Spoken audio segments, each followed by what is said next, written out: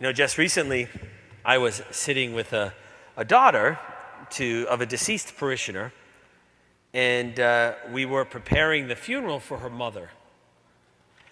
And I'm not sure how the conversation turned, because we talk about the readings, and we talk about the songs, and tell me a little about your mother, and all of that.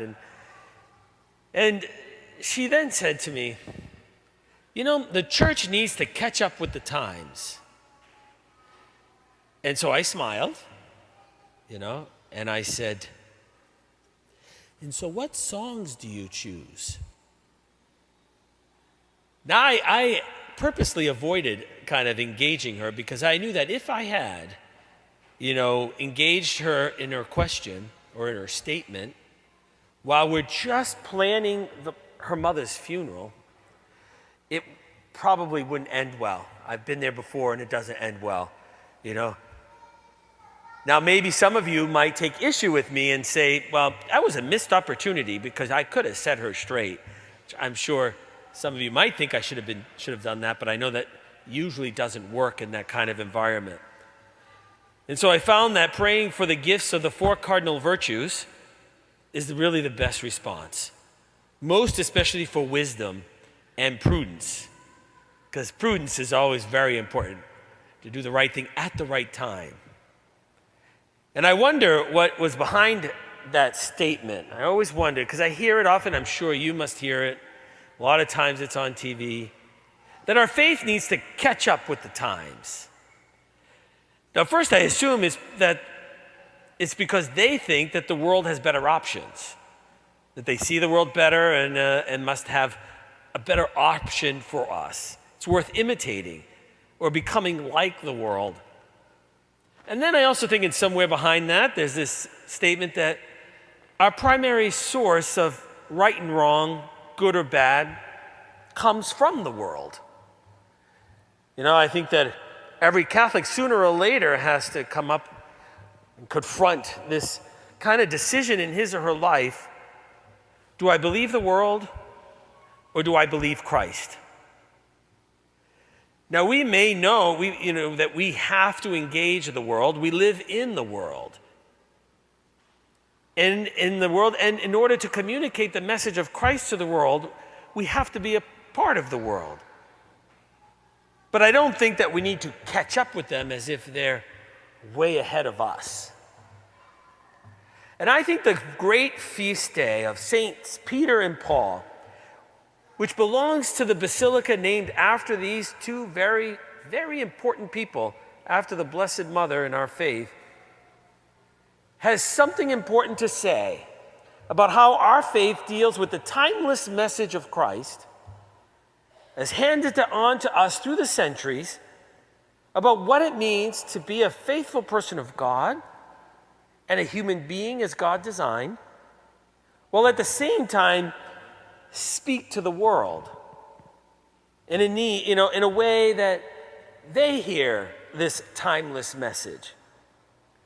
And I think that it's great that the church puts these two men together when they want to celebrate their lives, Peter and Paul.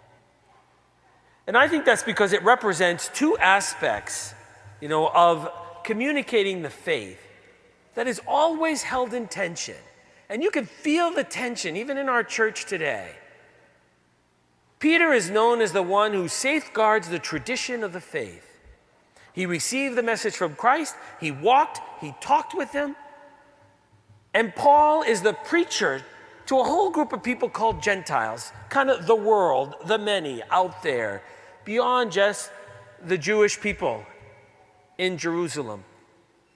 And instead, trying to see what's essential to the message that he then can communicate to them in the world, in that Greek Hellenistic world, that it applies to them. And if there was ever a feast day that can speak to us today about this tension, I think this is the one. And that's because we're all wondering about how do we spread the faith today? How do we act in the world? How should we communicate the faith to our young people? How could it be attractive to the people of the faith, especially the young adults? We only have to look around.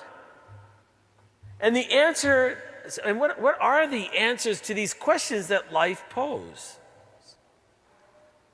I believe the wisdom of the church in keeping both aspects of the faith, this kind of faith, together in this feast day, right? And be mindful of both St. Peter and St. Paul can go a long way in living out our faith. They balance and keep the faith balanced. And if we slip too far on either side, we can be headed for trouble. There are some who would love the church to stick very, very close to all and every single one of the aspects of the faith as it's lived out, the tradition, as we say, and they don't care at all if it speaks to people, if people even understand it. They could care less if it speaks to the issues and concerns of the world and of today. Safeguarding the tradition means, for them, it means like locking it down, right? And is never interested in assessing what might be relevant. How could it speak to the people today who need to hear that message? This would be kind of the symbol of St. Peter way over to the extreme. And then we have some people in the church who want to change, to adapt to the world. Just change everything, so that we no longer are faithful to the apostolic tradition. They believe that we have to accommodate ourselves to the world, and most importantly, the message of Christ, so that it no longer even sounds like the gospel handed on to us by those who even knew who Jesus was. If the people in the church don't believe something like the moral life, then we just take a vote if we find out what we want to believe. We should just change our teachings to make them more acceptable, as if morality is decided by a vote of the people. This would be the symbol of like St. Paul, all the way to the extreme.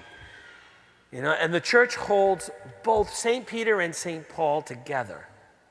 And it says that we have to be faithful to the teachings of Jesus, and we have to communicate it and preach it to a world in such a way, and as they say, in new and ardent ways that speak to the people of this day, in this time, in this place in history. And I believe that's why, for me anyway, Pope John Paul II really was so great. Because he had the way of challenging the world, especially the young, with the traditional teachings of the church, but in the same time doing it in a way that speaks to them, sort of in a new way, where they could look at it with fresh eyes, but the same truth. And I think that this is what makes the church so great, just when it's doing that. And I hope my time here in the parish in this great basilica is modeled after that belief.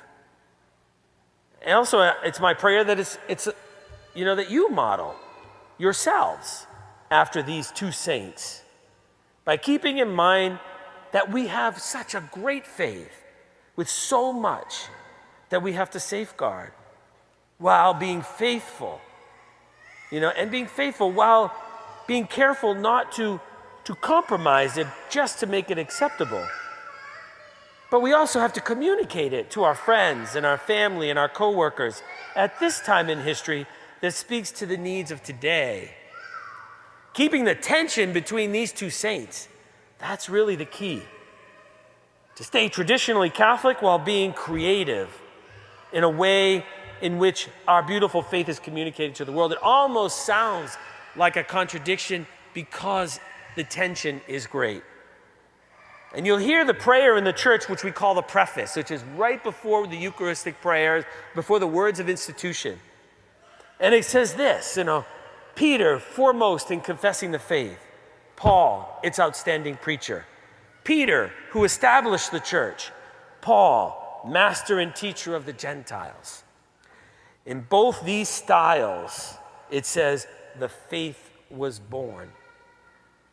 And our goal is not to make the church catch up with the world as if it's going in a better place, but hopefully, all of us in the parish, there's a desire to be faithful to Christ with all our heart, while having this great desire to find new and passionate ways. That's the phrase, means passionate ways to take it to the world that we believe, without a doubt, desperately needs to hear it.